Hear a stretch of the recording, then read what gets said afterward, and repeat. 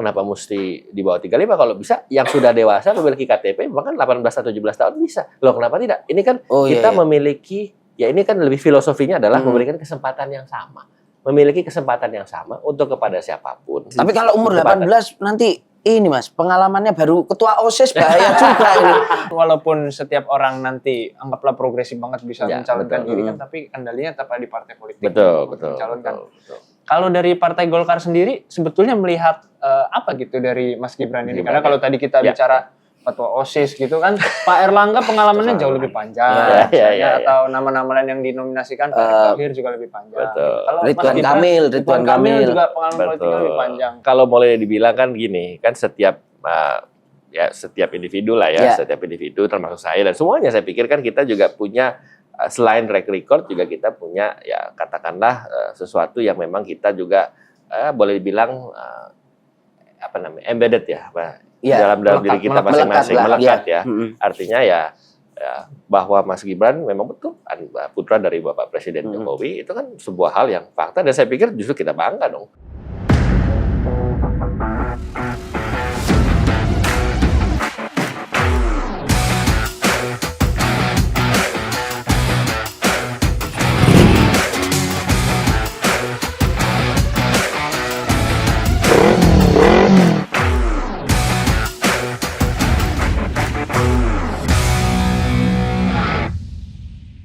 Sahabat Kompas.com, bertemu lagi bersama saya Tatang Guritno dan rekan saya Vittorio. Kita bertemu lagi di acara kelas Wahid Kompas.com, gaspol ngobrol gas pasti nampol. Kita sudah bersama narasumber kita Pak Jerry Sambuaga. Siap. Selamat pagi Pak Jerry. Pagi. Kayak kalau Pak Ketuaan ya. Bang aja kali ya. Bang aja ya. Bang Jerry. Siap. Bang Jerry ini sebagai Ketua Umum AMPI. AMPI ya, ini salah satu organisasi paling progresifnya Golkar kayaknya ini. Jos sekali ini AMPI ini. AMPI ini apa di situ ya? Nanti ada di sini ya. Ada di sini. Ada di sini.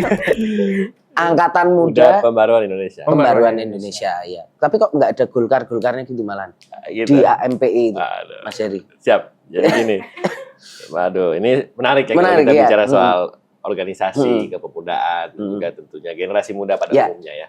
Jadi AMPI itu Angkatan Muda Pembaharuan Indonesia adalah organisasi kemasyarakatan kepemudaan ya yang didirikan oleh Partai Golkar.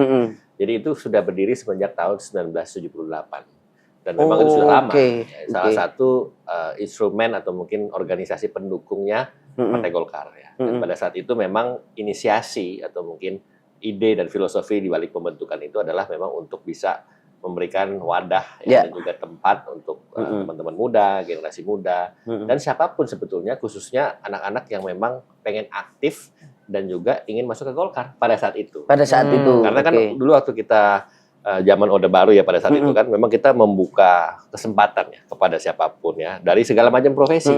Misalnya dari profesi-profesi buruh ya, profesi-profesi seniman, profesi artis ya, politisi, aktivis sampai juga ke pemuda. Dan pada saat itu AMPI khusus sengaja untuk dibuat untuk merekrut ya dan juga menampung, memberikan wadah bagi anak-anak muda yang pengen aktif di Partai Golkar. Itu ceritanya. Tapi kalau tadi dibilang nggak ada Golkar-Golkarnya, memang namanya itu sengaja dibuat untuk lebih appealing pada saat itu ya, pembaharuan. Dan juga kalau kita lihat ke belakang, sejarah pembentukan AMPI itu kan sebetulnya ingin mewadahi semua organisasi kepemudaan pada saat itu ya. Jadi kalau mungkin Mas pernah dengar misalnya Angkatan Pemuda Siliwangi gitu kan. Lalu ada Angkatan Muda di Ponorogo seterusnya. Ada banyak gitu kan. Di setiap daerah kan ada tuh, di Jawa Tengah ada, di Jawa Barat ada, di Sumatera ada dan seterusnya. Nah, AMPI ini ingin mencoba mengakomodasi. Jadi lebih bersifat nasional gitu. Makanya AMPI itu kan ada di mana-mana dari Sumatera sampai dengan Papua. Jadi dia tidak hanya khusus cuman di satu wilayah. Nah, itu yang menjadi dasar pembentukannya. Dan memang ini digawangi oleh figur-figur muda ini. Ya, boleh dibilang begitu. Kalau kita lihat sejarahnya memang dulu bahkan kita punya batasan usia yang ketat ya untuk masuk ke AMPI itu memang tidak bisa di atas 40 atau 50 tahun pasti, namanya juga anak muda kan. Kita mencoba untuk merekrut mulai sedini mungkin, dari mulai anak-anak kuliah ya kan, lalu mungkin anak-anak yang sudah profesional muda yang bekerja dan seterusnya, dan memang mereka ini dimaksudkan untuk diberikan kesempatan. Ayo kalau kita mau aktif di politik, kita mau aktif di Partai Golkar ya, ada jalannya, ada juga jalurnya, dan juga diberikan nuansa-nuansa atau suasana yang fun gitu. Apalagi sekarang ya kan. Sekarang kebetulan ini yang mungkin kita bisa bicara banyak. Ini yang menarik ini. Jadi ada batas usianya emang Bang ya? Kalau di sekarang di zaman kepemimpinan saya, kita menetapkan itu di maksimal pada saat terpilih dan juga dilantik sebagai pengurus itu 45 tahun. 45 tahun. Berarti kalau 36 tahun dan jadi wali kota Solo bisa itu. Ini materi. Ini background dulu. Ini sahabatku Mas Dun kasih background dulu dong. Iya, jadi kemarin kita melihat waktu deklarasi di Partai Golkar ya Bang ya. Ya, betul. Itu ada Mas Gibran Rakabuming kan setelah dapat tiket Pilpres Ya. dari MK ya, langsung safari kemana-mana, salah satunya ke Partai Golkar, dan Bang Jerry ini tampak cukup sibuk kayaknya. Iya, kayaknya menyambut di depan ya. Escort. Iya. Ini apa Mas Jerry ini kayaknya juga ikut mendampingi di selat tabrak-tabrakan dengan wartawan kayak kemarin. Perangkap bodyguard juga. Nah, backgroundnya itu ya. Gimana Bang Jerry? Ya, jadi kita melihat ya, kan seperti yang mungkin teman-teman waktu itu ada di lokasi ya, di DPP Partai Golkar. Jadi pada saat itu kan kita mengadakan Rapimnas ya, Rapat Pimpinan Nasional Partai Golkar. Nah, itu sudah ada keputusan yang diambil oleh para peserta, seluruh peserta Rapimnas ya. Jadi pada saat Pak Ketua Umum Pak Erlangga Hartarto membuka Rapimnas, lalu beliau memulai rangkaian Rapimnas ya, dengan pada saat itu juga hadir Pak Prabowo kan, sebelum Mas Gibran datang. Pak Prabowo hadir, teman-teman dari Gerindra hadir, dan juga tentunya diikuti oleh seluruh peserta yang memiliki hak suara, mulai dari DPD seluruh Indonesia, dari mulai Aceh sampai dengan Papua, lalu juga ormas-ormas pendukung, termasuk AMPI. Karena AMPI kan kita juga adalah bagian dari peserta Rapimnas. Dan seluruh elemen-elemen yang ada sebagai bagian dari peserta. Memutuskan dan menetapkan bahwa calon presiden yang kami dukung dari Partai Golkar itu adalah Bapak Prabowo Subianto, dan calon wakil presiden yang kami dukung itu adalah Mas Gibran Rakabuming Raka. Jadi itu adalah putusan yang sudah diketok dan sudah ditetapkan. Nah, artinya ketika sudah ada putusan, ketika sudah ada hasil yang diketok dan juga sudah disahkan, ya kami sebagai bagian keluarga besar Partai Golkar, saya sebagai Ketua Umum AMPI dan juga tentunya pengurus DPP, kita harus mendukung dan juga harus mengawal dan sampai tuntas, dan juga mengamankan dan juga tentunya memastikan elemen semua pendukung ini mendukung Pak Prabowo dan Mas Gibran. Dan itu adalah ketetapan menurut konstitusi partai kami, adalah sesuatu yang memang mutlak harus kita lakukan dan kita kawal secara all out. Nah, jadi dari situ mungkin kalau lihat kronologisnya kan, Rapimnas sudah mengetok, Pak Prabowo sebagai capres dan juga Pak Mas Gibran sebagai bacawa pres sudah diketok dan diputuskan. Nah, kebetulan begitu Pak Prabowo selesai, Mas Gibran datang. Teman-teman lihat itu kan. Nah, Mas Gibran datang juga ingin sama-sama menyaksikan dan juga menerima hasil putusan Rapimnas tersebut. Ya, makanya diserahkan oleh Pak Ketua kami, Pak Erlangga Hartarto menyerahkan ini Mas Gibran hasil dari putusan Rapimnas yang menyatakan bahwa kami Partai Golkar mendukung Mas Gibran sebagai bacawa pres, kan begitu. Nah, ini yang kita makanya ada seremoni dan juga ada tentunya hal yang mungkin disaksikan oleh teman-teman media, dan itu kami kawal terus dari begitu beliau sampai di DPP sampai menuju ke gedung Partai Golkar, menuju Pak Ketum untuk bicara, untuk diskusi, lalu memulai rangkaian juga bagian dari Rapimnas, menyaksikan itu putusan diberikan kepada beliau dan juga disaksikan oleh seluruhnya. Jadi ini semuanya menyaksikan, maksudnya bukan hanya teman-teman media, tapi seluruh peserta, bahkan senior-senior. Senior saya sebut aja, ada Dewan Kehormatan, Pak Akbar Tanjung, Dewan Pakar, Pak Agung Laksono, Dewan Pembina, Pak Abu Rizal Bakri, Dewan Etik Muhammad Hatta, seluruhnya. Dan ini secara secara komprehensif ya saya bisa bilang ini putusan yang luar biasa. Nah, kalau kami melihatnya dari sisi anak muda, apalagi saya sebagai Ketua Umum AMPI, kami melihat pertama dari ini dulu, dari putusan MK. Putusan MK itu kan memberikan kesempatan, Mas, kepada siapapun yang sudah berpengalaman sebagai kepala daerah, usia muda di bawah 40 tahun, dan atau itu bisa berkesempatan untuk menjadi calon presiden. Calon presiden atau dan calon wakil presiden. Kalau ya. saya melihat begini, ini bukan hanya ditujukan kepada figur-figur tertentu, tetapi kepada setiap individu yang punya, pertama adalah kesempatan dan juga kapasitas, punya pengalaman sebagai kepala daerah, dan juga tentunya usia muda yang memang juga kita harapkan adanya tongkat estafet kepemimpinan di masa depan. Regenerasi. Iya. Karena begini, kalau saya berpandangan bahkan kalau bisa kenapa mesti di bawah 35, kalau bisa yang sudah dewasa memiliki KTP bahkan 18 atau 17 tahun bisa. Loh kenapa tidak? Ini kan kita memiliki, ya ini kan lebih filosofinya adalah memberikan kesempatan yang sama. Memiliki kesempatan yang sama untuk kepada siapapun. Ya. Nanti ke depannya, saya nggak ngomong sekarang, tapi nanti kalau ke depannya mau lebih progresif lagi, mungkin bisa juga diturunkan kepada usia yang lebih muda. Karena begini, esensi dari pemilihan, esensi dari pemilihan umum, pilpres, pilkada itu kan adalah bagaimana partisipasi masyarakat memilih pemimpin, calon pemimpin. Kenapa setiap individu dibatasi haknya untuk dipilih? Apalagi kita kalau melihat konstitusi, kita kan mengatakan bahwa setiap manusia, setiap warga negara berhak untuk memilih dan dipilih ketika mereka sudah usia dewasa. Kalau gitu kenapa enggak mungkin ke depannya mungkin nanti full 15 tahun ke depan, ya mungkin orang, ya ini hanya bayangan saya kenapa enggak mungkin yang sudah punya KTP, yang sudah dewasa, sudah berkeluarga, mungkin 18-17 tahun ke atas bisa juga ikut menjadi calon kan begitu. Ini kita bicara dari sisi. Tapi kalau umur 18 nanti ini Mas, pengalamannya baru ketua OSIS bahaya juga ini. Nah, itu. Ini yang ingin saya sampaikan. Inilah justru ini kita ingin memberikan kesempatan kepada para pemilih untuk bisa juga menggunakan hak pilihnya dengan baik. Karena begini, kita juga ingin memberikan kesempatan kepada masyarakat supaya mereka juga bisa menggunakan rasionalisasinya, menggunakan rasionya untuk saya mau pilih karena saya tahu dia itu punya pengalaman.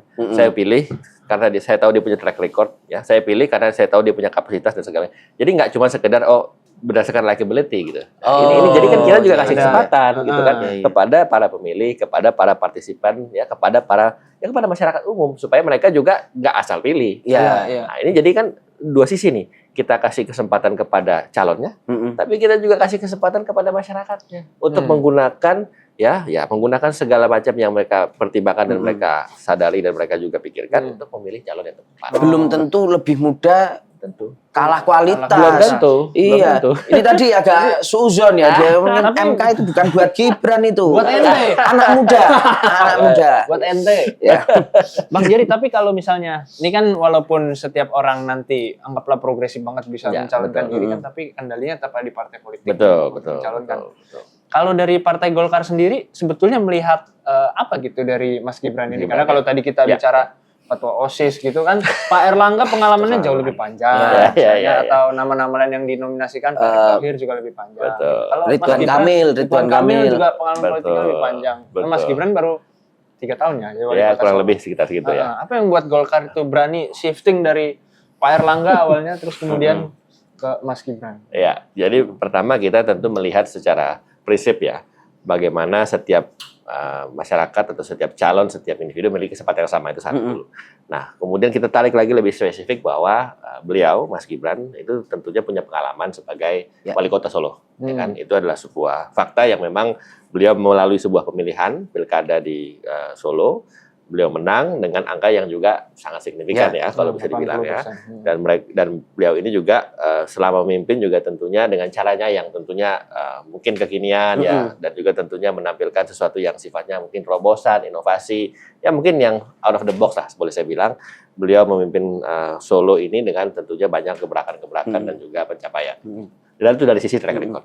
Nah, kedua, tentu kita melihat dari sisi bagaimana komunikasi dengan partai politik. Kan seperti yang tadi Mas Berdua bilang bahwa kalau kita bicara soal pencalonan, kita bicara soal siapa yang mau kita calonkan, itu kan adalah domainnya partai-partai politik, ya kan, domainnya bos-bos lah, ketua umum kita, ketua umum partai politik yang sudah melakukan komunikasi secara lebih intensif, secara lebih komprehensif dan juga secara lebih detail. Nah, ya kita tentu melihat masing-masing, saya pikir pada awalnya juga pasti punya calon, ya kan, termasuk juga mungkin partai-partai lain dan juga partai Golkar, ya kan? Tapi kan kita juga harus melihat secara secara seksama dinamika politik yang terjadi, ya, lalu juga mungkin survei-survei yang selama ini juga digelar oleh berbagai macam lembaga survei, ya, lalu juga mungkin koordinasi juga sesama partai politik untuk menemukan calon yang bisa mengakomodasi semua, itu kan diperhitungkan. Jadi kita tidak bisa serta-merta selalu mengusung apa yang misalnya contoh apa yang mungkin partai A getol usung si A, partai B usung si B, kan nggak bisa selalu mereka dapatkan apa yang mereka inginkan. Karena kan pertama itu tadi balik ke komunikasi dan juga pada temuan-temuan atau mungkin observasi atau assessment dari lembaga survei kan itu juga kami harus hitung. Karena begini, yang namanya pemilihan, yang namanya kontestasi elektoral itu kan sudah harus pasti, apalagi dengan pemilihan langsung seperti sekarang, sudah harus pasti juga melihat aspirasi yang berkembang di masyarakat. Masyarakat maunya seperti apa? Masyarakat kira-kira milihnya siapa? Tingkat popularitasnya bagaimana? Tingkat akseptabilitasnya gimana? Tingkat elektabilitasnya gimana? Jadi ini semua kita bicarakan semua. Dan tidak hanya dari Partai Golkar, tetapi juga dari partai koalisi. Partai koalisi kita kan dengan Gerindra, ya kan? Tim kita kan, dengan PAN dan juga dengan Partai Gelora dan seterusnya. Ini semua yang kita juga musyawarah dan juga tentunya para ketua umum kami juga sudah melakukan assessment yang terbaik lah. Dan itu sampai pada sebuah conclusion, sampai pada sebuah kesimpulan bahwa Mas Gibran ini adalah calon wakil presiden yang terbaik yang kami sepakati dan kemarin sudah disampaikan oleh Pak Prabowo pada saat deklarasi di Kertanegara kan bulat ya, tanpa ada sesuatu yang berbeda kan begitu kan, tanpa dissenting opinion, mengambil keputusan bahwa Mas Gibran sebagai calon wapres kita dari Koalisi Indonesia Maju. Ya. Jadi saya pikir yang namanya politik, yang namanya pengambilan keputusan itu kan sudah pasti kalau memang pada awalnya ada dinamika, ada perbedaan pendapat, wajar. Tetapi ketika keputusan sudah diambil, ketika sebuah penetapan sudah diputuskan, ya kita harus komit, kita harus jalankan secara maksimal. Kita harus fight, jalankan, kawal dan amankan, sesimpel itu. Tapi faktor bahwa dia adalah anak Pak Jokowi itu juga jadi pertimbangan nggak? Nggak disebut loh Mas Heri tadi pada saat.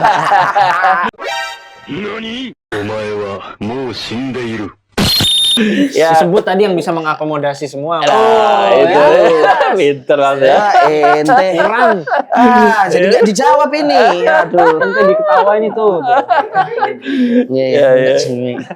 Tapi itu masuk Mas. Ya kalau boleh dibilang kan gini, kan setiap individu lah ya, setiap individu termasuk saya dan semuanya saya pikir kan kita juga punya selain track record juga kita punya ya katakanlah sesuatu yang memang kita juga boleh dibilang embedded ya, dalam diri kita masing-masing melekat ya.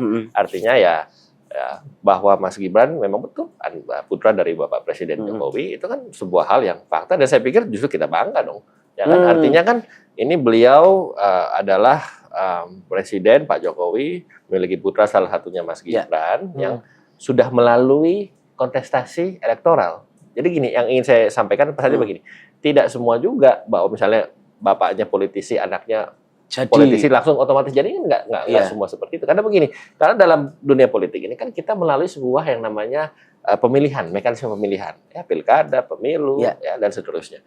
Nggak otomatis jaminan anak gubernur dia maju jadi gubernur langsung terpilih karena yang menentukan kan adalah masyarakat, ya kan menentukan adalah publik melalui sebuah sistem pemilihan. Di pilkada itu kan kita bisa lihat track recordnya dipilih oleh berapa banyak, kemenangannya berapa persen, ya kan tidak serta merta bahwa oh ya ini otomatis jadi ketika keluarganya adalah misalnya politisi, nggak seperti itu. Dan ini yang ingin juga justru ini yang ingin kita buktikan dan juga ini kita ingin sampaikan kepada publik.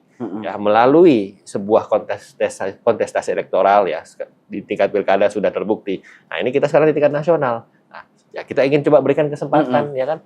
Bagaimana juga publik bisa melihat dan juga tentunya memahami ya bagaimana ya track record beliau, kapasitas beliau dan juga tentunya pengalaman beliau dan seterusnya ini bisa menjadikan salah satu juga aset untuk bisa maju dalam kontestasi sebagai calon wakil presiden. Dan ini saya pikir berlaku untuk kita semua. Jadi kebetulan saja mungkin Mas Gibran sekarang yang maju sebagai ditetapkan oleh koalisi sebagai calon wakil presiden. Tetapi kalau kita lihat secara Indonesia, secara nasional kan banyak ini. Mas ini juga kita sampaikan yang muda-muda. Makanya kemarin Pak Erlangga, Pak Ketum kami sempat menyampaikan under 40 yang kebetulan saya ya kan sebagai salah. Kalau dilihat di Golkar, kita tuh ada sekitar hampir mungkin 20 lebih kepala daerah atau wakil kepala daerah yang under 40 di bawah usia 40 tahun yang juga mungkin keluarganya juga adalah keluarga politisi ya kan dan yang juga mungkin memiliki track record mungkin sebagai kepala daerah sebelumnya atau mungkin sebagai politisi muda ya kan. Nah ini mereka kan juga punya kesempatan dan ini sebetulnya kita menyambut baik putusan MK yang tadi saya bilang. Artinya gini Mas, kedepannya mungkin calon-calon kepala-kepala daerah muda ini kedepannya yang dari Partai Golkar juga bisa maju sebagai calon presiden.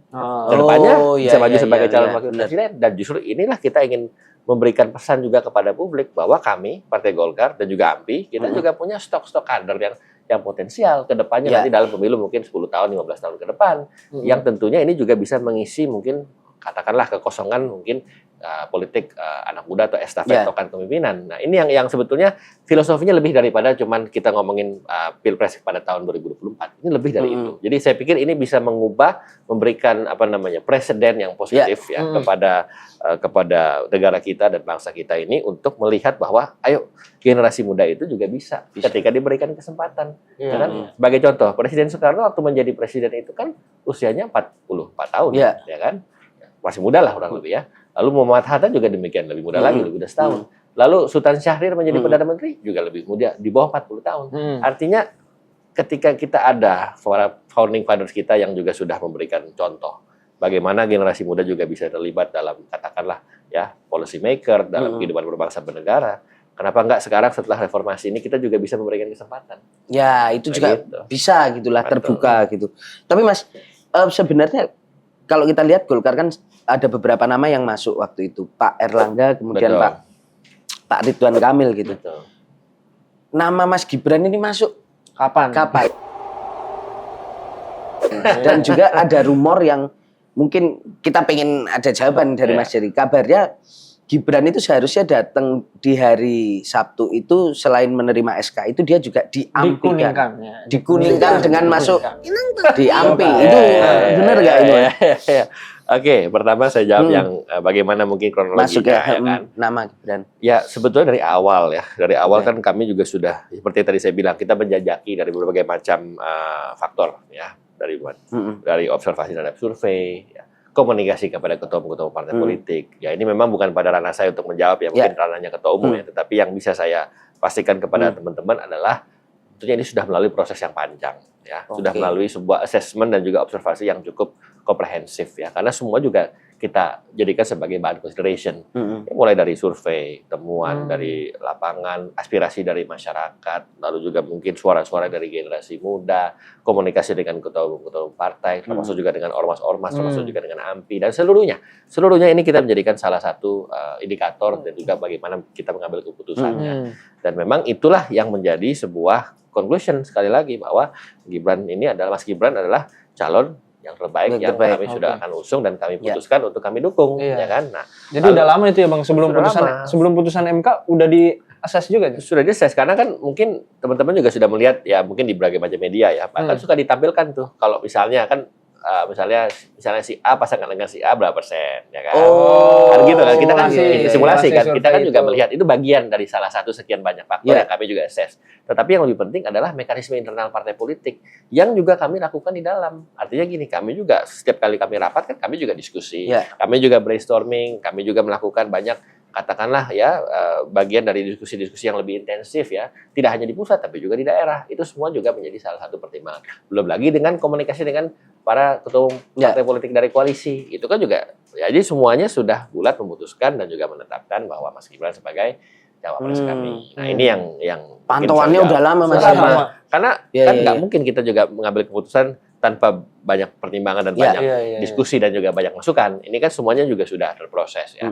Nah kalau yang kedua yang soal yang tadi Mas diampikan itu ya, masuk ke AMPI. Ya itu kalau itu mungkin ya bisa, kalau kami kan kita kan tegak lurus kepada ketua umum partai kami ya, karena gini, AMPI itu ketua dewan pembinanya adalah Pak Erlangga Hartarto sebagai ketua umum partai Golkar ya, apalagi AMPI adalah ormas yang didirikan oleh partai Golkar ya, sehingga apapun yang menjadi aspirasi atau keputusan atau agenda politik dari partai Golkar kami harus siap kawal dan amankan.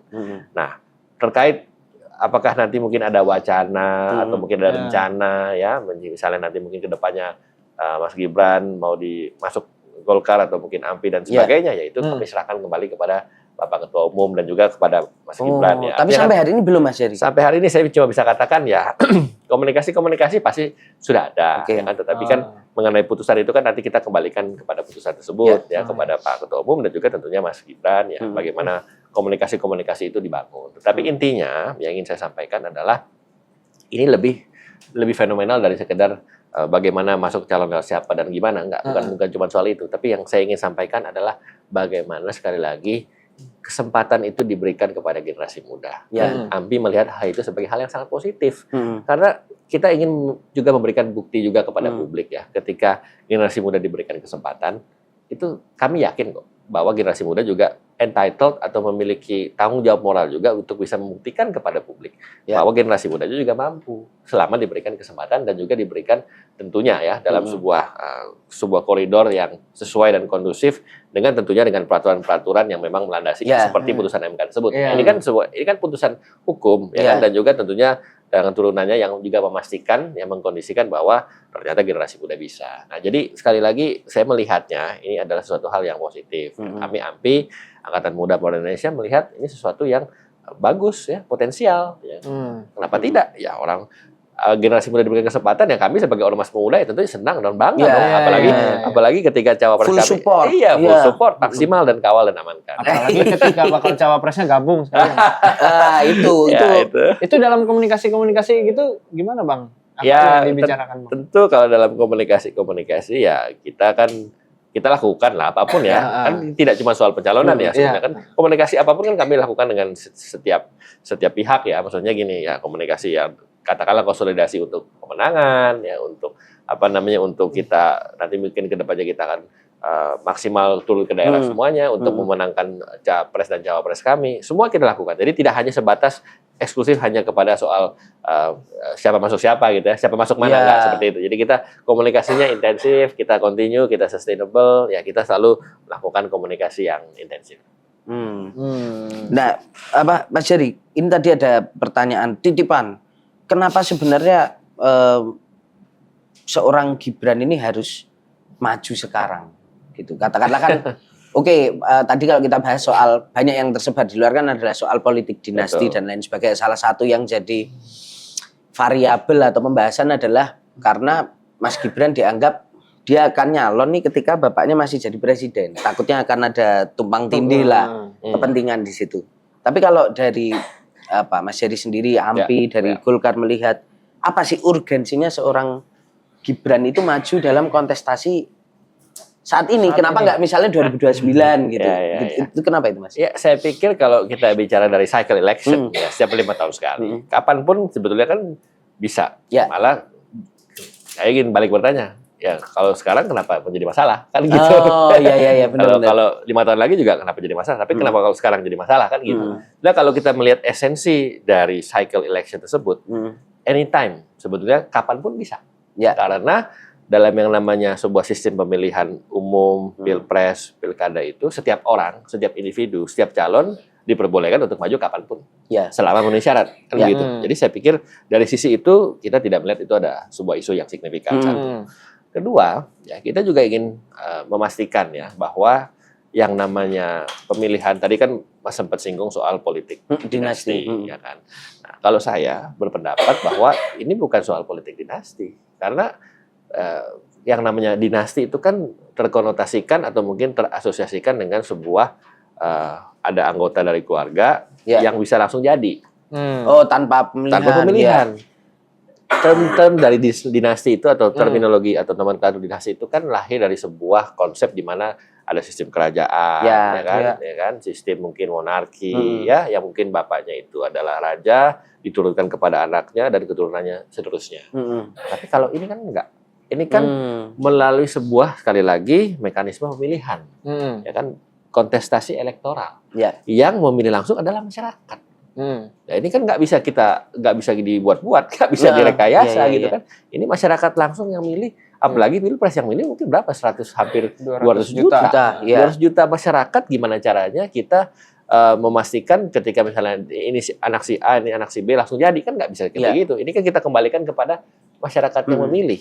Nah artinya ini adalah tentunya sebuah fenomena yang kita harus sikapi secara lebih komprehensif pemikirannya. Jadi lebih menurut saya lebih kritikal, lebih open minded bahwa melihat ini tidak serta-merta langsung mungkin dicap dinasti, tidak seperti itu. Oke. Jadi ini lebih kepada bagian dari kontestasi pemilihan yang masyarakat memberikan hak pilihnya yang si calon juga harus berkampanye, harus bersosialisasi, harus melakukan pendekatan kepada masyarakat, harus turun langsung dan sebagainya, dan harus kerja keras, ya kan? Gimana kita bisa pastikan cuma duduk diam aja terus tiba-tiba nggak bisa seperti itu. Beda kalau misalnya di kerajaan, dia nggak usah ngapa-ngapain, ya udah pasti seperti itu karena sistemnya memperbolehkan seperti itu. Putra mahkota langsung dipilih. Nah, kalau ini kan tidak, jadi kan melalui sekali lagi. Itulah esensi dan inti dari demokrasi dan sistem pemilihan yang kita anut. Jadi saya yakin justru ini juga memberikan pencerahan kepada publik ya. Seperti apa ini nanti kontestasinya? Nah, mari kita saksikan bersama-sama dengan hati yang riang dan gembira, ya kan? Dengan sesuatu yang sifatnya fun, yang menyenangkan. Jangan kita terjebak kepada sebuah stigma atau sebuah sebuah cap atau pemikiran bahwa oh ini nanti akan negatif dan sebagainya. Tidak seperti itu. Iya. Bang, cuman kan walaupun memang nanti rakyat pada akhirnya menjadi juri, Bang. Betul. Tapi kan dalam proses pencalonan itu kan tiketnya sendiri kan jadi mahal nih, Bang. Karena ada presidensial threshold dan lain-lain gitu kan. Maksudnya kita juga susah juga saingan sama Mas Gibran buat dicalonin sama kepala daerah belum kita ya. Iya. Maksudnya dalam kondisi bisa dapet tiket VIP, kalau kata netizen tuh program MT akselerasi. Oh iya. 3 tahun langsung. Itu kan jadi gimana ya, Bang? Golkar tidak melihatnya itu masalah secara hukum kan memang tidak masalah, tapi secara etik bahwa ada anak presiden bisa langsung mendapatkan tiket ketika bapaknya masih berkuasa itu tidak menjadi suatu masalah etik. Ya, kalau saya melihat begini ya, sekali lagi ya, bahwa beliau itu bisa menjadi cawapres yang kami dukung ya, dan kami putuskan untuk kami dukung bersama dengan partai koalisi, itu tentu sudah melalui proses yang panjang ya. Bahwa beliau itu adalah wali kota dan adalah anak dari Bapak Presiden, ya saya pikir itu adalah sebuah hal yang memang adalah fakta ya kan. Tapi kan tidak membuat ya kan proses beliau untuk dicalonkan sebagai calon wakil presiden itu menjadi instan atau seperti yang tadi dibilang. Karena ini kan semua tahapan dilalui, semua proses dilalui. Lalu bahkan ingin saya sampaikan bahwa untuk memilih satu dari sekian banyak calon kan juga tidak mudah. Susah juga. Karena kan kita juga harus melihat ya berbagai macam faktor sekali lagi ya kan. Apalagi kalau kita lihat contoh misalnya dari sisi tadi dibilang parliamentary threshold ya kan. Kan juga nggak gampang. Kita juga partai politik yang bisa mencalonkan itu kan juga harus partai politik yang sudah melewati batas ambang itu kan, gitu kan. Nah, itu artinya juga ada consideration juga dari setiap partai politik dan juga tentunya memilih calon yang memang memiliki katakanlah tidak hanya soal kapasitas dan juga kualitas, tapi juga kesempatan untuk bisa sekali lagi memberikan bukti kepada publik bahwa memang secara elektoral itu elektabilitasnya sangat tinggi dan itu kita dapatkan dalam sosoknya Mas Gibran. Yang artinya memang sekali lagi momen beliau ini sebagai wali kota Solo, sudah memimpin kota Solo dan seterusnya, beliau sekarang maju, itu kita lihat sebagai bagian dari proses. Ya. Jadi kita lihat jangan semuanya serba given, nggak gitu. Ini semua adalah bagian dari proses yang memang sudah dilalui oleh beliau, yang sudah dilalui oleh Mas Gibran sendiri, dan itu juga sudah tidak gampang sekali lagi komunikasi, koordinasi, dan juga tentunya pendekatan-pendekatan antar partai politik, koalisi kan bayangkan kalau kita putuskan di dalam partai aja kita putuskan selalu pasti ada dinamika. Apalagi ini beda partai dengan partai koalisi, kan? Dan juga tidak hanya satu partai politik. Dan sebetulnya semuanya sudah sampai kepada sebuah kesimpulan dan pemahaman yang sama bahwa Mas Gibran adalah calon yang terbaik untuk calon wakil presiden kita.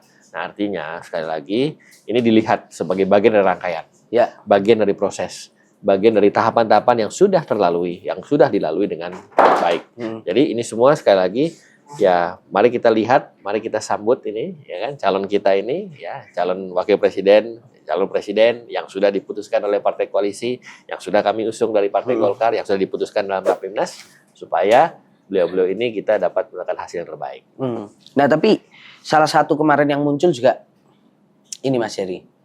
Ini kalau kita lihat kontestan 11 sebelah nih cawapres ya ini kan wah ini dalam kutip ini senior semua ini bangkotan semua Pak Mahfud ini Cak Imin ya DPR dulu ya kemudian di menteri gitu kemudian Cak Imin. Nah ini ada juga kemarin biasa netizen itu kan membanding-bandingkan wah ini kalau nanti debat capres ini takutnya skill mekanik Mas Gibran ini jauh ini dengan dua yang lain ini gimana ini Mas Jerry ini menjawabnya? Saya yakin dan percaya dan sangat optimis lah bahwa beliau nanti dalam setiap tahapan ke depan dalam kontestasi ini termasuk dalam debat ya pasti beliau bisa memberikan performance yang terbaik karena begini ini juga harus kita sampaikan kepada publik sebagai wali kota itu tidak gampang ya. Pertama melalui proses pemilihan dulu ya kan menang dengan angka yang sangat signifikan satu. Kedua beliau sebagai wali kota memimpin kota Surakarta Solo ya itu kan berbagai macam sudah memegang wilayah lah dalam arti makanya saya selalu senang dan yakin dan saya selalu sangat mengapresiasi kepala-kepala daerah termasuk juga Mas Gibran yang sudah berpengalaman yang sudah terbukti at least berpengalaman dalam memimpin kotanya atau mungkin kabupatennya seperti Mas Gibran di Solo. Kenapa? Karena memimpin wilayah itu kan tidak gampang. Itu penuh dengan banyak tantangan, penuh dengan banyak dinamika, penuh dengan banyak isu, ya kan? Mulai dari semua isu basically, karena dari mulai isu kesehatan, ya, isu bahan pokok penting, ya kan? Isu kesejahteraan, isu pekerjaan, lapangan pekerjaan, isu-isu program, ya kan? Semua itu kan harus dipikirkan oleh sosok kepala daerah. Dalam hal ini Mas Gibran sebagai wali kota Solo. Dan setiap hari masyarakat pasti banyak aspirasi kan, ya kan? Belum lagi soal hal-hal yang mungkin itu kan baru kita bicara program, belum lagi mungkin hal yang sifatnya mungkin harus dilakukan rutin sebagai wali kota misalnya untuk memenuhi misalnya rangkaian kegiatan program kerja di daerahnya mestinya di setiap kecamatan atau di setiap kelurahan karena kan itu kan sangat diverse ya, sangat beraneka ragam, banyak aspirasi yang memang harus didengarkan dan harus dieksekusi juga kan pada akhirnya kan seperti itu kan. Nah, dan itu terbukti ya kan bahwa beliau berhasil melakukan itu ya kan bahwa beliau berhasil melewati itu dan itu kan sekali lagi adalah bukti tingkat akuntabilitas Mas Gibran sebagai wali kota Solo. Masyarakat bisa melihat dan menilai, oh puas, happy ya kan, dan tentunya sosok muda ya kan, energik ya kan, bisa menyampaikan program-program yang inovatif ya, yang out of the box. Saya juga terkesan pada saat beliau kampanye menjadi wali kota Solo kan menggunakan hal-hal yang sifatnya inovatif yang sangat kekinian lah pada saat itu saya ingat ya kan. Apalagi waktu itu masih ada zaman Covid kan ya, dengan cara yang sedemikian rupa bisa membuat masyarakat senang dan juga memilih beliau dan juga yakin dan percaya kepada beliau. Nah, artinya sekali lagi itu adalah sebuah track record ya, yang juga kita bisa sampaikan kepada publik ya kan. Dan apalagi seorang kepala daerah itu kan juga punya tanggung jawab. Tanggung jawab itu kan disalurkan dan dilakukan untuk memenuhi kebutuhan masyarakat, untuk memikirkan kesejahteraan masyarakat, dan itu sudah dilakukan oleh beliau. Nah, saya pikir ini semua bisa juga diberikan penilaian kepada publik untuk bisa menilai. Oke. Kan? Nanti kita lihat saja, saya yakin karena saya selalu percaya kepada sosok yang sudah pernah memegang wilayah. Khususnya dari tingkatan yang lebih di bawah ya, katakanlah dari tingkatan kota madya kabupaten. Jadi tidak hanya dari provinsi, ya kan? Seperti Pak Jokowi waktu sebelum menjadi presiden kan beliau wali kota juga, betul. Mengetahui secara teknis dari bawah. Jadi mengetahui misalnya masyarakat di kecamatan ini misalnya butuh program kesehatan, masyarakat misalnya di kecamatan yang lain ternyata butuh sembako. Masyarakat misalnya di kecamatan yang lain misalnya butuh perbaikan jalan, masyarakat di tempat yang lain mungkin sanitasinya mungkin butuh perbaikan, seperti itu kan 24 jam sebetulnya kan, nggak cuma bisa dilakukan dalam jam kantor, ya kan? Itu kan bukan cuma 9 to 5, bukan cuma jam 9 sampai jam 5, tetapi kan basically 24 jam. Nah, mengatur itu, memanage itu, ya kan, memimpin itu kan tidak mudah. Nah, itu sudah dibuktikan. Nah, makanya itu saya sangat yakin beliau menguasai hal yang mikro, karena untuk menjadi pemimpin menurut saya itu perlu mengetahui juga hal-hal yang sifatnya teknis.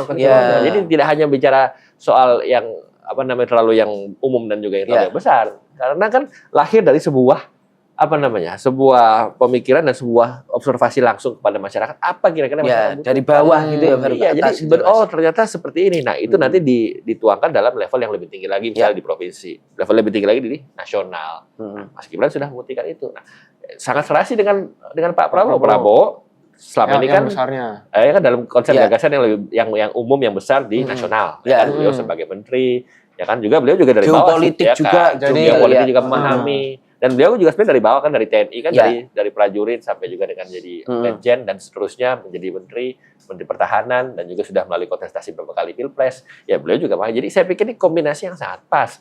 Yang sangat mengerti secara umum ya, secara besar, tapi juga diimbangi dengan sosok yang mengerti teknis, yang mengerti langsung turun ke masyarakat, belusukan langsung kepada masyarakat, kepada kecamatan, kelurahan, bahkan mungkin di tingkat RT RW yang langsung mendengar aduan, menyikapinya, menginterpretasinya dan memfollow up dalam bentuk program. Saya pikir itu kombinasi yang sangat pas. Mungkin Mas Jerry ini juga mau menyampaikan bahwa dari 3 cawapres ini hanya Mas Gibran yang udah pernah jadi kepala daerah ya. Ya, saya pikir Yang lain belum kan? Kalau di calon lain kan Mas Ganjar kan sudah ya maksudnya tapi capresnya kan. Ini kalau di cawapresnya boleh dilihat Cak Imin belum pernah menjadi kepala daerah, walaupun sudah pernah menjadi menteri, wakil ketua DPR Lalu dari itu Pak Mahfud ya belum pernah menjadi kepala, tapi sudah menjadi menteri berkali-kali. Kan? Ya, dalam konteks nasional ya sudah lihat lah, sudah bisa dilihat kan. Tetapi kita juga lihat Mas Gibran ini ya ini sesuatu yang ditawarkan itu sesuatu yang selain unik tetapi juga konkret menurut saya. Konkret dalam level, dalam konteks bagaimana beliau bisa melihat secara langsung. Ya, karena sekali lagi ini kan soal administrasi, ini kan soal penataan kebijakan, ini kan soal bagaimana kita mengadministrasikan keadilan sosial. Bagaimana semuanya itu bisa dilakukan dalam bentuk program yang programnya itu harus based on keadaan real di masyarakat. Kan begitu. Kan itulah bedanya menurut saya, bedanya pemimpin ya yang mengerti teknis dan yang tidak. Karena pemimpin yang mengerti teknis dan mengerti lapangan, setiap program dan setiap kebijakannya itu harus berdasarkan temuan langsung. Jadi nggak bisa kita cuma tunggu laporan. Jadi harus seperti apa. Nah itulah yang ada dalam sosok wali kota Mas Gibran. Karena beliau turun langsung, itu yang penting. Kan? Dan itu nanti akan diterjemahkan dalam level yang lebih tinggi, dalam skop yang lebih besar, dalam konsep nasional yang tentunya nanti akan bersama-sama dengan Pak Prabowo yang sudah juga mengerti secara nasional. Jadi saya pikir kombinasi yang sangat tepat. Seru ini ya. Seru. Kan? Siap. Karena saya selalu percaya bahwa kepala daerah itu adalah signifikan. Kenapa? Karena kepala-kepala daerah itu mengerti lapangan. Dan dia itu dipilih oleh masyarakat, seorang kepala daerah. Jadi kalau misalnya programnya tidak terbukti untuk memberikan katakanlah kesejahteraan untuk masyarakat, pada nanti election berikutnya bisa nggak dipilih. Itu kan ada akuntabilitas di situ. Nah itu esensi dari demokrasi kan, esensi dari pemilihan. Nah, makanya kalau di negara-negara kayak seperti Amerika Serikat, banyak mayoritas yang menjadi presiden itu kan mantan-mantan gubernur, mantan-mantan mungkin kepala daerah ya. Mantan-mantan mungkin wali kota atau mungkin setingkat bupati. Kalau di sana kan negara federal ya, seorang gubernur memiliki wewenang yang mungkin lebih luas seperti kayak wali kota di sini ya, sampai seperti bupati di sini di Indonesia. Nah, artinya kenapa? Karena dianggap mereka mengerti wilayah, mereka mengerti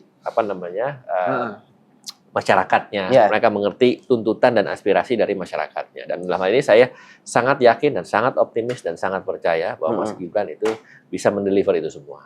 Nah, kalau kita lihat politisi muda Golkar itu kan selain Mas Jerry ada Mas Dito juga, Menpora. Yang kemarin kayaknya itu saya lihat juga, saya amati itu seksi sibuk itu kedatangannya dia pergi terus kembali anak-anak udah melihat ini sinyal kayaknya Gibran mau datang nggak lama.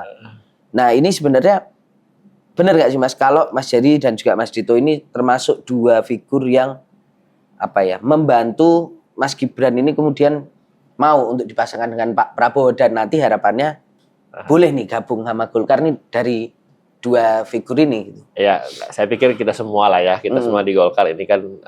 Tapi yang lain tua-tua Mas, ngobrolnya agak susah kan. Iya. Saya pikir di Golkar ya tentu kita bergerak tentunya atas dasar perintah ketua umum kami yang adalah Pak Erlangga Hartarto yang memberikan kesempatan kepada anak-anak muda untuk berkarya kan seperti itu. Tetapi ini semua kerja bareng-bareng ya, tidak hanya 1-2 orang ya, tapi semuanya ini terlibat untuk memastikan apa yang terbaik untuk Partai Golkar, termasuk untuk memutuskan Mas Gibran sebagai cawapres kami kan begitu. Jadi ingin saya sampaikan bahwa ini semua kerja kolektif, kerja yang tentunya mendapatkan arahan dari Bapak Ketua Umum kami, Pak Erlangga, dan kami bisa pastikan bahwa semua yang muda itu tentunya kita sama-sama kita rangkul, sama-sama kita libatkan ya. Kan seperti yang kemarin mungkin Mas sempat saksikan nggak cuman beberapa figur ya, tapi kan ada juga misalnya Bupati Kendal, Mas Diko, lalu ada Bupati Tuban, Mas Hendra, ada Bupati Bintan, Mas Robi, lalu ada anggota DPR muda seperti Putri Komarudin, lalu juga Mbak Alin, banyak. Jadi kalau kita data sebenarnya tadi saya bilang kepala daerah mungkin sekitar 20, anggota DPR RI yang muda di bawah 40 tahun mungkin ada sekitar berapa orang ya. Yang ini semuanya tentunya sekali lagi ya memberikan banyak kesempatan untuk kita semua, khususnya generasi muda, untuk bersama-sama, ya kan, untuk bisa membuat sebuah gebrakan-gebrakan dalam arti yang positif untuk memastikan bahwa Partai Golkar, apalagi juga di AMPI sebagai ormas pemudanya, kita memiliki banyak stok gitu kan, dan ini kita buktikan karena gini, kita juga pengen anak-anak muda ke depan ini juga mengambil hal yang positif, karena begini, kan banyak orang yang ya katakanlah antipati kepada politik, kan banyak yang mungkin males politik, negatif, banyak hal yang mungkin tidak sesuai gitu kan. Tapi saya katakan begini, namanya politik itu kan adalah sebuah kepentingan. Nah, kalau orang yang ingin memperjuangkan kepentingan tidak masuk, gimana kita memperjuangkan kepentingan tersebut? Itu satu. Kedua, banyak orang bilang ngapain masuk, nanti jadi negatif loh. Justru kita yang merasa kita ini bisa memberikan positif harus masuk, kalau enggak akan nanti terus negatif. Sistem akan gitu terus gitu. Karena kan politik dari dalam. Karena kan politik itu kan nggak bisa sendiri. Politik itu kan kolektif, ya kan? Nggak bisa satu orang itu langsung membuat sebuah gebrakan, nggak bisa. Jadi harus banyak dikelilingi dan juga ada banyak juga yang masuk bersama-sama untuk memberikan aura positif. Nah, oleh karena itu saya sarankan kepada generasi muda, kalau memang ingin buat sebuah perubahan, ya mungkin terdengar klise atau klasik, tapi memang begitu kenyataannya. Karena ini kan sekali lagi, ya yang namanya politik itu kan tidak kerja sendiri. Kolektif ya. Kan katakanlah contoh di DPR RI ada 575 atau sekarang 580 nanti ke depannya. Ya kalau yang anak-anak muda cuma 1 atau 2 atau mungkin 10 ya. 10 itu lawan yang lain agak susah. Kan begitu kan. Nah, tapi kalau semakin banyak masuk, saya tidak katakan itu pasti langsung otomatis bisa berubah, tapi paling tidak minimal bisa memberikan atau mewarnai ya sebuah proses pengambilan keputusan dengan dikelilingi oleh mungkin katakanlah yang mungkin lebih progresif dan seterusnya. Nah, makanya itu konsepnya. Jadi esensi ya, karena saya S1, S2, S3 kan ambil politik. Jadi saya belajar betul demokrasi kan. Esensi dari politik, esensi dari demokrasi itulah kepentingan dan juga pemilihan dalam sebuah kontestasi elektoral dan partisipasi publik. Nah, gimana caranya kita bisa membuat sebuah hal yang lebih positif ketika partisipasi publik kurang? Nah, kan begitu kan? Partisipasi publik dalam banyak hal, tidak cuma dari menjadi anggota DPR atau menjadi kepala daerah, tetapi juga mungkin menjadi LSM, menjadi demonstran. Banyak hal, banyak jalurnya. Tetapi akan lebih maksimal ketika dia ada dalam sistem. Karena di dalam sistem itulah yang mengambil keputusan secara langsung. Walaupun juga pressure group di luar seperti LSM, demonstran juga bisa menekan. Bisa. Tetapi yang bisa terlibat secara lebih langsung adalah mereka dalam sistem. Nah, oleh karena itu saya menyarankan, teman-teman yang di luar sistem, ayo kita masuk. Sama-sama kita buat. Mari kita lalui kontestasi ini kan fun. Karena sudah terbukti, banyak juga anak muda yang sekarang sudah mulai tertarik. Nah, ini yang kita mencoba sampaikan. Gitu. Bang, tapi soal memasukkan anak muda ini kan akhirnya juga kemarin Pak Jokowi juga akhirnya pas ditanya, merestui nggak Pak Mas Gibran jadi cawapres? Tugasnya orang tua merestui. Mendoakan dan merestui gitu. Bu Iriana juga kan ditanya. Ini ya. Bu merestui nggak Bu? Mantep banget ya kan. Itu tapi sebetulnya kalau misalnya dibilang Golkar ini sudah mengakses nama Mas Gibran dari lama, itu sebetulnya ada komunikasi juga nggak sih dengan Pak Jokowi dan sejauh mana maksudnya kita bisa katakan keterlibatan atau restu dari Pak Jokowi sendiri gitu untuk nama anaknya di-akses untuk jadi cawapres. Seperti kata Pak Presiden Jokowi bahwa tugas dari orang tua ya tentunya Pak Presiden Jokowi sebagai ayah atau bapak dari Mas Gibran kan merestui dan juga mendoakan. Ya, saya pikir itu sangat wajar ya kan. Saya juga kalau punya anak nanti mau jadi cawapres misalnya 20-30 tahun lagi saya merestui dan juga mendoakan, itu wajar. Setiap orang tua pasti begitu. Dan itu malah jadi aneh kalau tidak merestui. Justru harus merestui. Saya pikir setiap orang tua yang memiliki putra atau putri, masuk kita semua, masuk mas-mas nanti kalau misalnya anaknya mau jadi calon presiden, saya pikir yakin juga merestui dan mendoakan. Nah, bahwa itu ada komunikasi itu untuk memastikan itu, saya pikir itu kan dari ranahnya partai-partai politik ya. Karena kan sekali lagi seperti kata Bapak Presiden ya, urusannya pencalonan itu kan urusannya partai politik, ya kan, urusannya atau gabungan partai politik atau partai koalisi. Ya, saya pikir mereka sudah melakukan sesama ketua umum, ya, sesama dari partai, dan memang itu tugasnya mereka. Nah, sekali lagi tugas orang tua, saya sangat sangat mendukung dan menyetujui yang Bapak Presiden bilang, mendoakan dan merestui. Dan saya yakin setiap orang tua akan seperti itu, dan itu wajar dan memang harus seperti itu. Dan saya yakin kayak kita bertiga yang ada di sini pasti juga ketika putra-putri kita mau maju juga kita mendoakan merestui. Jadi Golkar nggak sempet apa misalnya kawan atau komunikasi dengan Pak Jokowi bahwa wah kita mau mengakses Mas Gibran nih buat cawapres. Sekali lagi itu kan balik kepada ketua partai politik ya. Kita kembalikan kepada ketua partai politik dan bangun komunikasi.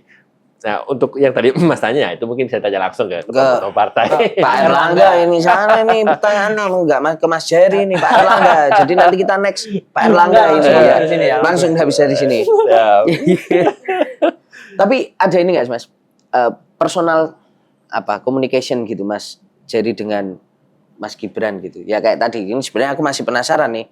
Karena aku nggak yakin juga kalau Mas Jerry nggak ada komunikasi sebagai sama-sama tokoh muda nih ke Mas Gibran ngopi bareng gitu ngobrol. Sebenarnya apa sih yang ada di pikirannya dia gitu. Karena kalau kita lihat kemarin nggak bisa bohong juga Mas Jerry salah satu yang paling menyambut kemarin.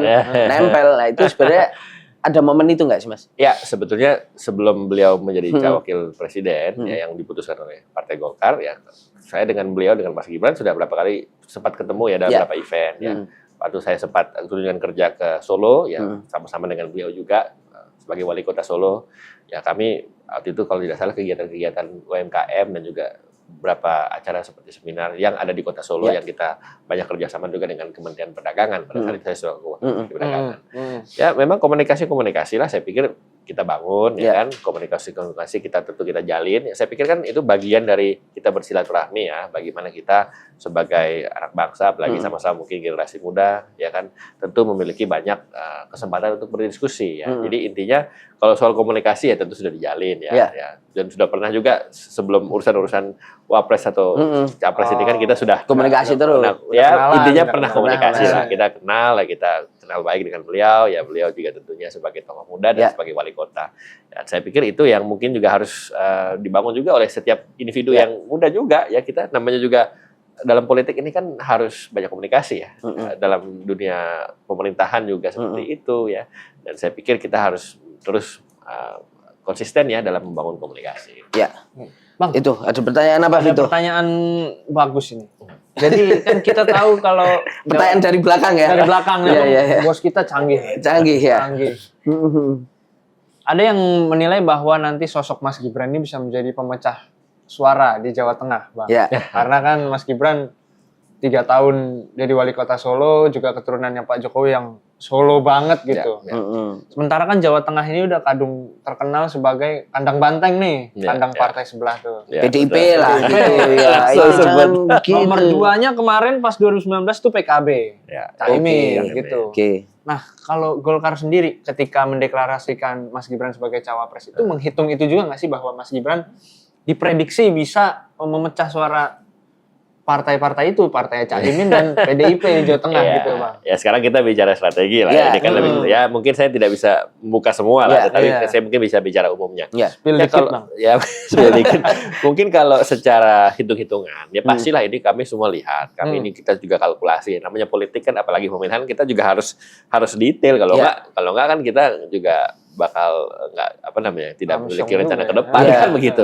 Nah tentu tadi kalau dibilang dari Jawa Tengah ya betul Mas Gibran kan wali kota Solo, presensnya beliau di Solo dan juga di Jawa Tengah itu kan sudah pasti akan memberikan banyak pengaruh ya kan dan tadi disebutkan misalnya Pak Ganjar sebagai gubernur ya juga memiliki pengaruh lalu Caimin juga mungkin dari PKB terus tetapi kami yakin ini dengan segala sesuatu yang kami lakukan dan segala sesuatu yang kami rencanakan dan tentunya dari sisi hitung-hitungan dan elektoral ya sudah pasti akan banyak memberikan dukungan dan memberikan perubahan dalam konteks peta politik di beberapa daerah termasuk di Jawa Tengah ya kan ya pasti dong karena kenapa beliau adalah wali kota Solo ya kan sudah pasti bahwa masyarakat Solo dan sekitarnya sudah pasti kan melihat sosoknya Mas Gibran sebagai wali kota yang berhasil, yang juga tentunya inovatif dan masih muda dan juga energik seterusnya, pasti juga memberikan banyak pengaruh terhadap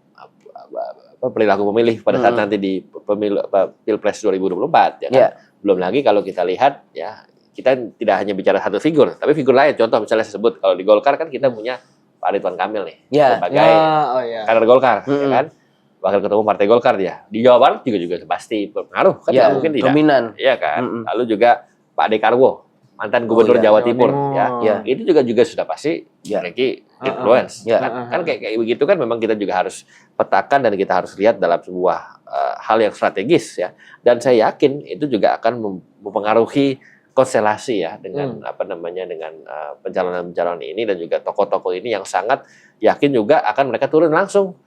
Pasti tidak cuma capres dan cawapres yang turun, tapi kita semua termasuk saya juga akan kita bergerak ke wilayah-wilayah. Kita akan bergerak ke daerah-daerah, termasuk ke kampung saya di Sulawesi Utara. Kita akan maksimal, apalagi saya nanti kan maju sebagai calon DPR RI ya.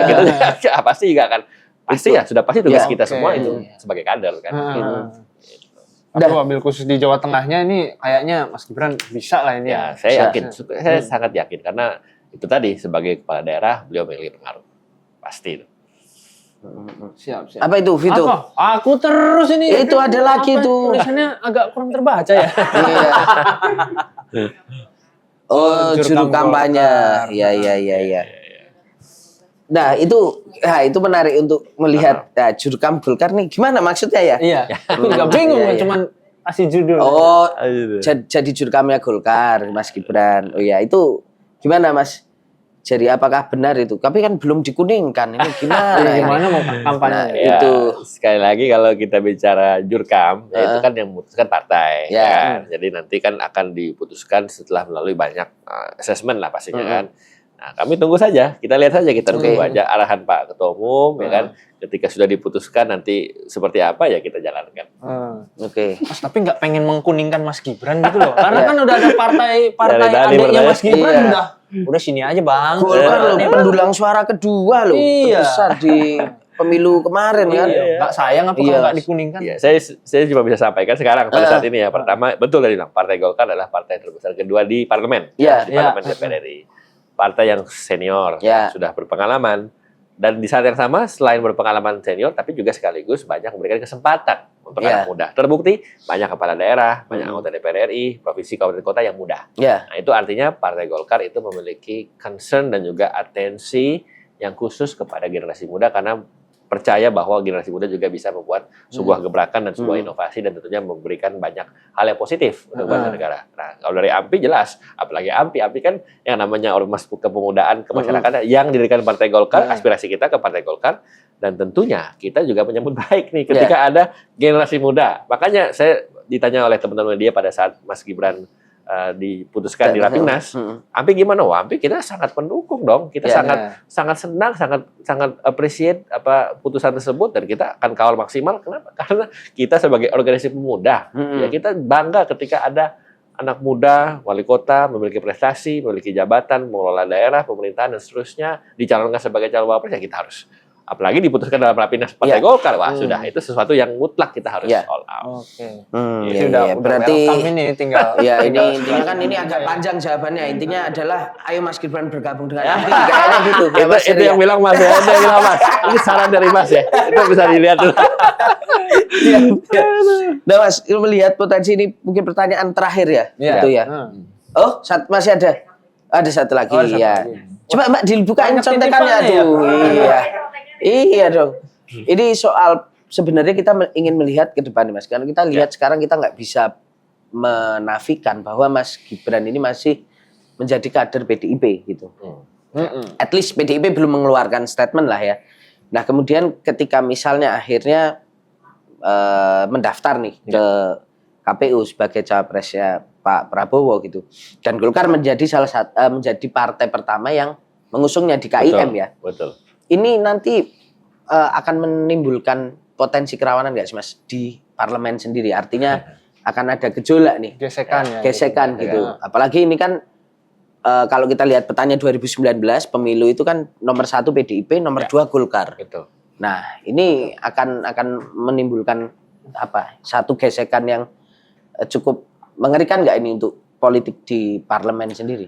Saya pikir enggak ya. Kenapa? Karena yang namanya di parlemen namanya DPR RI kan setiap partai politik ya, setiap parpol yang ada itu kan pasti akan berusaha sekuat tenaga untuk memenangkan kader-kadernya, kan seperti itu. Jadi sudah terbiasa, maksudnya dalam kompetisi, dalam kontestasi, dan setiap partai politik pasti juga memiliki calon yang mereka usung masing-masing, kan seperti itu. Jadi saya pikir nggak menjadi sebuah isu gitu ya.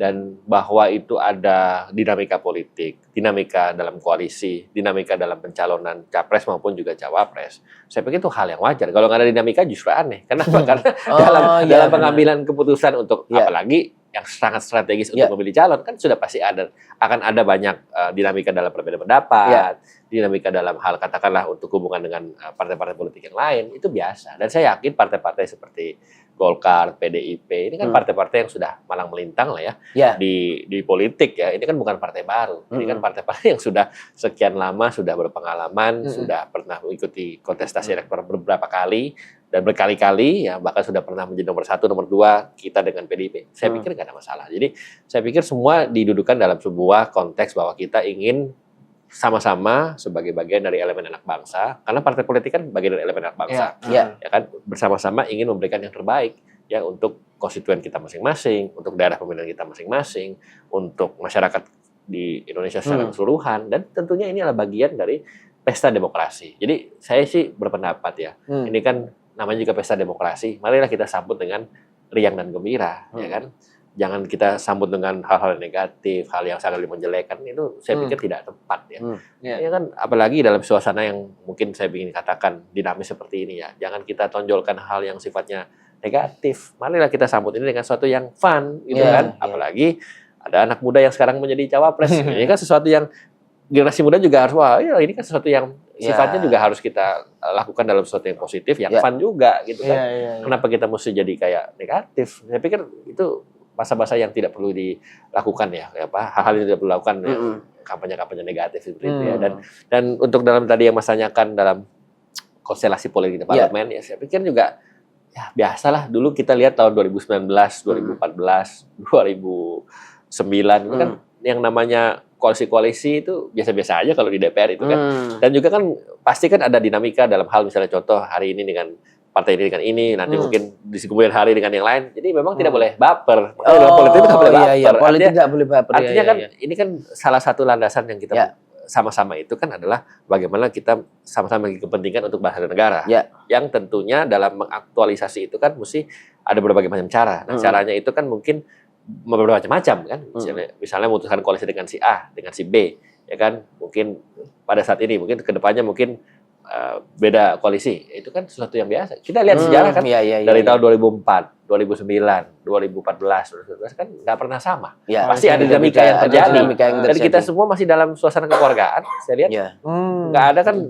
Ya kalau soal statement-statement di media mungkin saling ini ya itu kan biasa dinamika. Tapi kan nggak ada yang sifatnya jadi destruktif kan nggak ada. Semuanya kan kita dudukan dalam suasana yang riang dan gembira. Karena kan hati yang gembira adalah obat. Adalah obat. Gitu kan.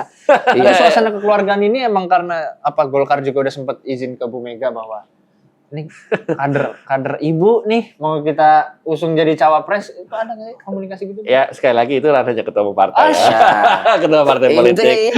Saya mancing terus ini jangan pertanyaan jawabannya saya sudah tahu itu. Apalagi yang ini, Iya, apalagi yang ini tapi nggak coba kita tanyakan ya. Ini Mas Heri, ini mohon maaf ini Mas, ini ada pertanyaan ini.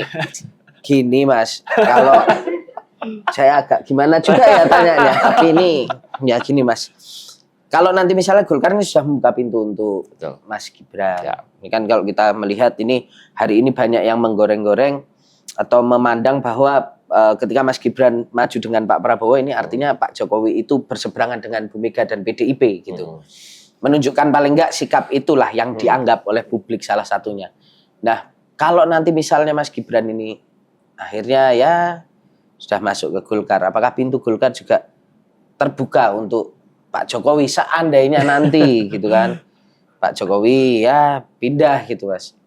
Agak gak enak kan saya tanya juga, tapi gimana ya?